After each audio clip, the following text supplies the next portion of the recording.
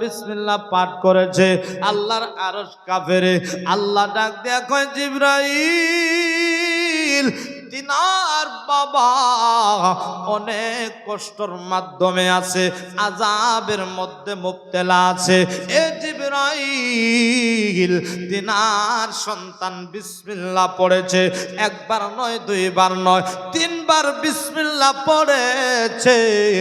এ জিবরাইল, আমি আল্লাহ হুকুম দিয়ে দিলাম, তিনবার বিসমিল্লাহ পড়ার কারণে তিনার আব্বাজানের কবর তুমি আযাব থেকে নাজাত করে দিয়ে তিনার বাবার কবর জান্নাতি কবর বানায়া দাও, জান্নাতি কবর বানায়া দাও।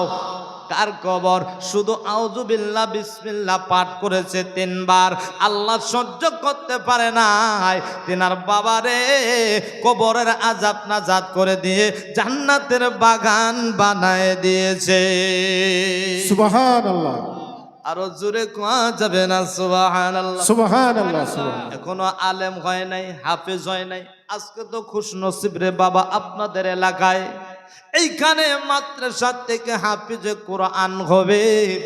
বাজানরে, মানুষ মারা যাবার পর সমস্ত আমলের দরজা বন্ধ হয়ে যায়, কিন্তু তিনটে আমলের দরজা খোলা থাকে। কথা ঠিক না? মানুষ মারা গেলে তার আমলের দরজা বন্ধ হয়ে যায়, শেষ হয়ে যায়, কিন্তু মানুষের তিনটে আমল খোলা থাকে।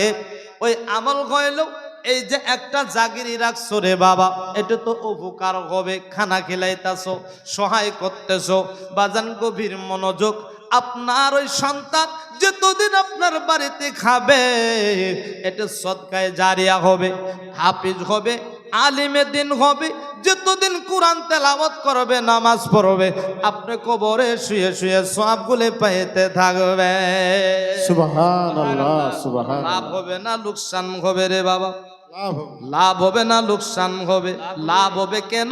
এটা আপনার জন্য আমল, আপনি কবরে শুয়ে শুয়ে সেই সওয়াবগুলো পাইতে থাকবেন। হাফেজ সাহেব কোরআন তেলাওয়াত করবে, কোরআন পড়বে, নামাজ পড়ে দোয়া করবে, আপনি কবর থেকে শুয়ে শুয়ে সেই সওয়াবগুলো পাবেন।